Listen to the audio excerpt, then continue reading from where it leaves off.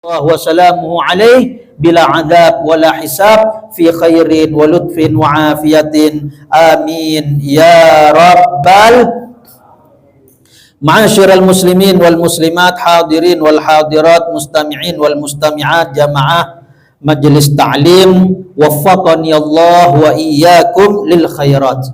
Tak terasa kita semua telah mendekati Hari Raya Idul Adha yang saat ini kita telah berada pada tanggal 17 Dzulqa'dah. Berarti tidak sampai 1 bulan lagi, kira-kira kurang 23 harian. Tepatnya tanggal 10 Dzulhijjah yang insya Allah tahun ini 2025 jatuh pada malam Jumat. Tepatnya tanggal 6 Juni.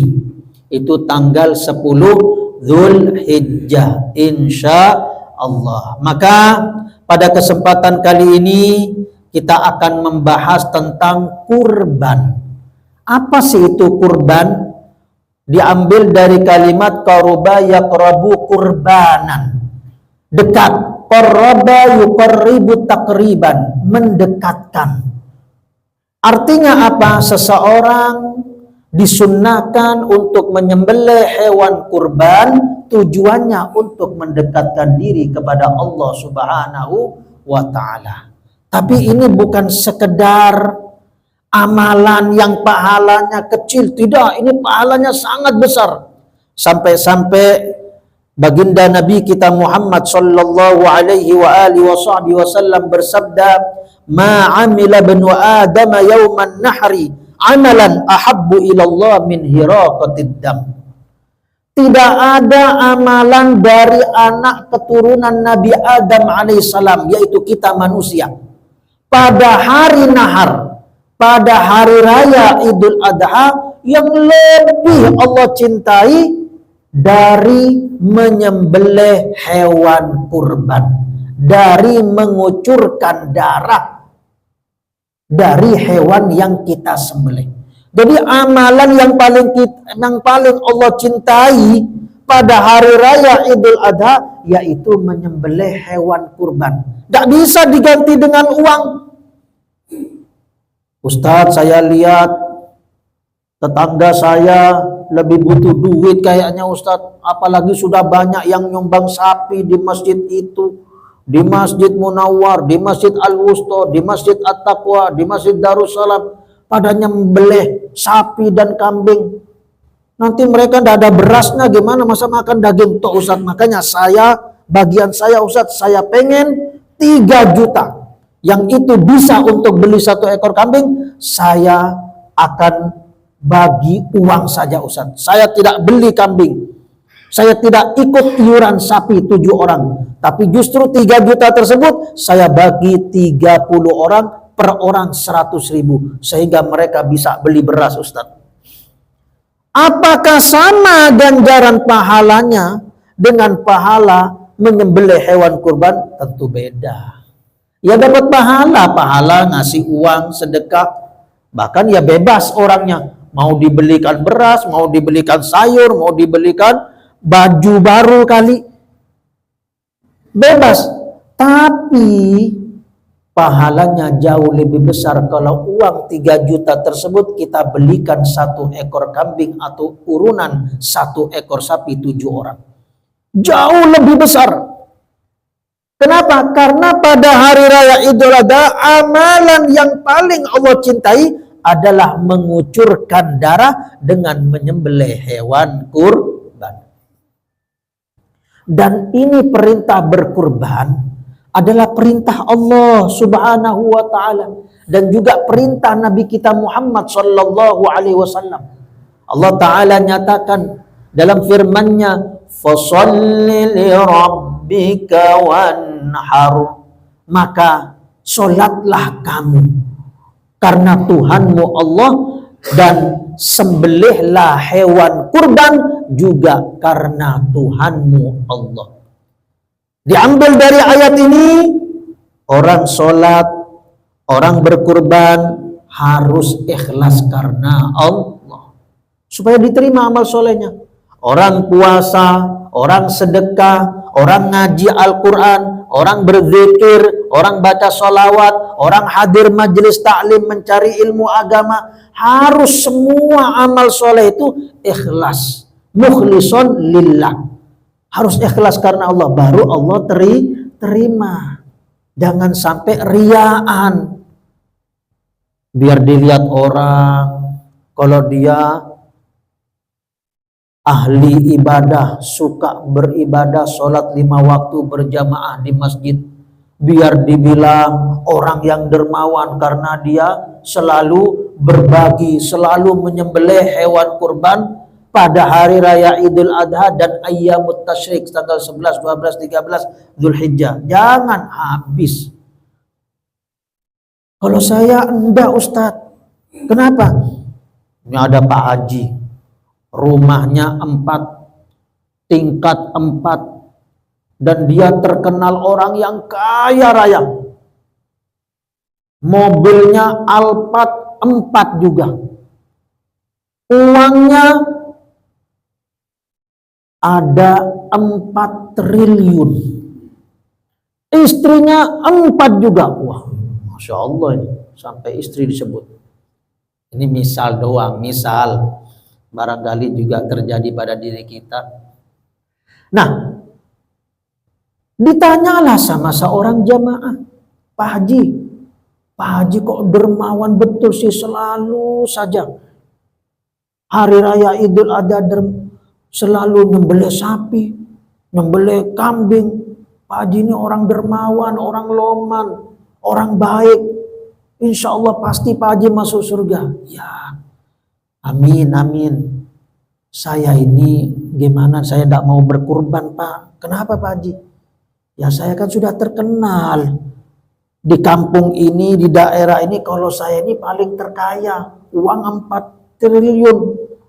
Rumah 4, mobil Alphard 4, bahkan istri 4. Lah kalau saya tidak kurban, saya takut nanti dibilang bakhil.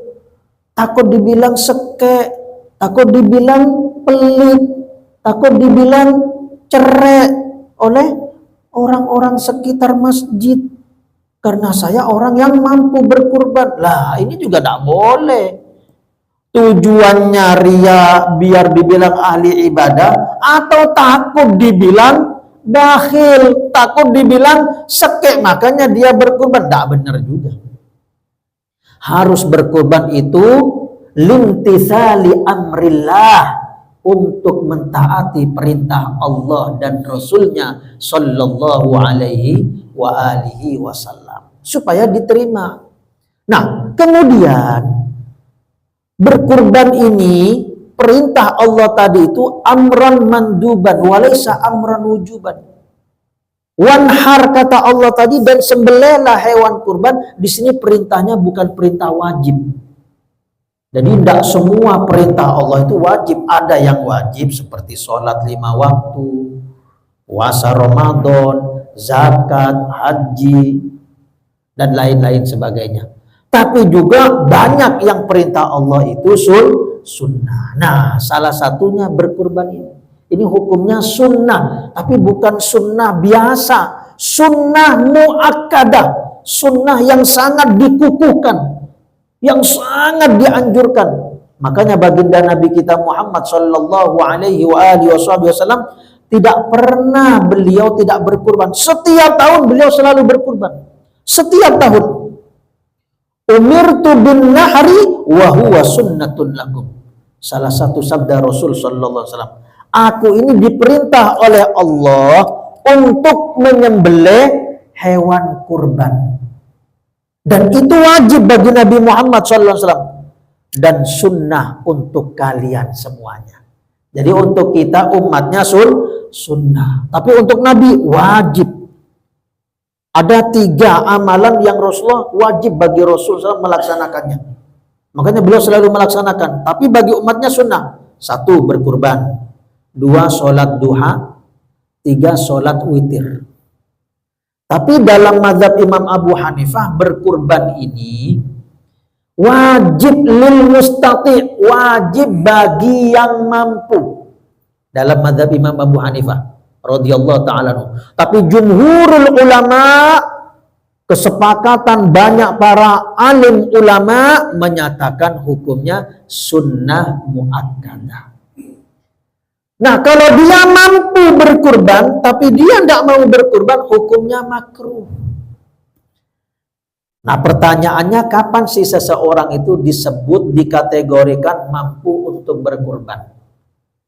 Yaitu dilihat dari tanggal 10, 11, 12, 13 Dzulhijjah. 4 hari 4 malam. Mulai malam hari raya Idul Adha sampai tanggal 13 Dzulhijjah, ayyamut tasyrik. 4 hari 4 malam ini kita butuh duit untuk beli makanan buat diri kita, buat istri kita, buat anak kita, misalnya 7 orang. Termasuk siapa yang kita nafkahi. Mungkin kedua orang tua. Kita butuh untuk menafkahi diri kita dan mereka yang kita tanggung nafkahnya. Dalam 4 hari 4 malam ini kira-kira butuh duit berapa? Beli makan, beli minuman, bayar air listrik, beli pertamak, dan lain sebagainya yang kita butuhkan selama 4 hari 4 malam. Butuhnya berapa? Ini orangnya jumlahnya misalnya ada 9. Oh Ustaz, butuhnya 2 juta Ustaz. Nah, maka kita lihat uang kita di dompet. Kita lihat uang kita di tabungan yang kita simpan. Rupanya uangnya ada 7 juta. 2 juta kita sisihkan untuk 4 hari 4 malam tersebut. Sisa berapa? 5 juta. 5 juta cukup gak untuk beli 1 ekor kambing? Cukup 3 juta atau 3 juta 500 misalnya. Berarti masih ada 1 juta 500. Berarti ini orang termasuk mustati lil udhiyah. Orang yang mampu untuk berkurban. Maka berkurban. Tapi saya tidak mau Ustaz. Soalnya tahun kemarin sudah berkurban. Loh, emangnya berkurban itu seumur hidup 1 kali apa? Berkurban itu setiap tahun. Dan tentunya setiap tahun kita mampu berkurban. Kecuali uangnya misalnya 3 juta dilihat. 2 juta untuk kehidupan 4 hari 4 malam. Sisa 1 juta cukup gak untuk beli 1 ekor kambing? Tidak cukup Ustaz. Berarti bukan orang yang mampu untuk berkurban. Justru seharusnya syukuri. Bersyukur kepada Allah. Alhamdulillah Allah jadikan saya hamba yang mampu berkurban setiap tahun. Alhamdulillah, bersyukur. Lihat sebagian orang dia mau berkurban. Tapi karena tidak mampu. Bahkan ada yang pernah viral itu, ibu-ibu pemulung sampah. Ngumpulin kerdus, gelas-gelas plastik, botol-botol aqua.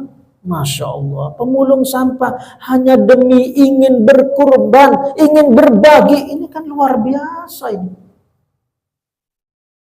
Seharusnya kita yang diberi keluasan rezeki oleh Allah Subhanahu wa Ta'ala, hendaknya kita juga berkurban. Tapi kan itu kan hukumnya sunnah Ustaz. Sunnah itu dikerjakan dapat pahala, ditinggalkan ya tidak berdosa, ya tidak disiksa karena sunnah. Iya tahu, tidak berdosa sampean, tapi sampean melakukan perbuatan makruh. Dia mampu berkurban, tapi tidak mau berkurban, hukumnya makruh. Makruh itu apa sih? Makruh dari kalimat kariha yakrahu kurhanan. Makruh, sesuatu amalan yang dibenci Allah dan Rasulnya dan syariat Islam. Kita pengen dibenci Allah. Kita pengen dicintai Allah, pengen diridhai Allah, disayangi Allah. Tidak pengen dibenci Allah. Maka usahakan kita berkurban. Dan ingat manfaat berkurban itu luar biasa. Ala innal udhiyah minal a'malil munjiyah. Tunji sahibaha min syarrid dunya wal akhirah. Ketahuilah bahwasanya berkurban itu termasuk amalan-amalan penyelamat yang akan menyelamatkan orang yang berkurban dari segala keburukan, kejahatan di dunia, dan juga akan menyelamatkan orang yang berkurban dari segala keburukan di akhirat. Coba kita renungkan ini. Ketahuilah, orang sesungguhnya berkurban itu termasuk amalan-amalan penyelamat yang akan menyelamatkan orang yang berkurban dari segala keburukan dan kejahatan di dunia. Apa sih keburukan kejahatan di dunia? Sangat banyak. Kebakaran. Ada yang pengen rumahnya kebakaran? Kalau ada, acungkan tangannya. Nanti habis sholat zuhur tinggal bakar aja rumahnya. Habis sudah. Na'udzubillah min dzalik. Tidak ada yang mau. Orang yang berkorban insya Allah dijauhkan dari kebakaran. Ini sudah berapa kali kebakaran nih di Balikpapan. Tanah longsor, gempa bumi, hancur rumah, banjir bandang, tsunami, habis tuh rumah, harta benda. Berapa harganya rumah itu? 100 juta, 200 juta, 500 juta, 700, bahkan mungkin ada yang 1 miliar, belum lagi isinya.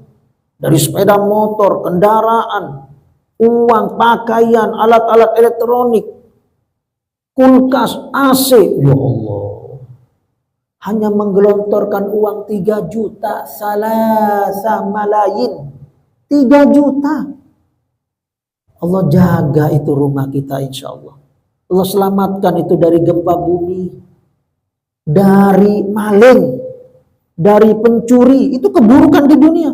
Perampokan, na'udzubillah, penipuan. Ini sudah berapa orang kena tipu gara-gara buka mungkin APK, undangan apa enggak jelas. Hati-hati, jangan sembarangan mencet-mencet. Akhirnya uangnya di bank raub. Penipu-penipu luar biasa. Insya Allah diselamatkan dari itu semua. Pembunuhan, astagfirullahaladzim. Waktu itu di Kampung Timur, wanita dibunuh. Ya Allah, innalillahi wa inna ilaihi. Allahumma ighfir laha warhamha wa'afiha wa'afiha. Pembunuhan. Berkat berkorban insya Allah kita dijauhkan dari bala, musibah, bencana, malapetaka. Pokoknya segala keburukan, kejahatan yang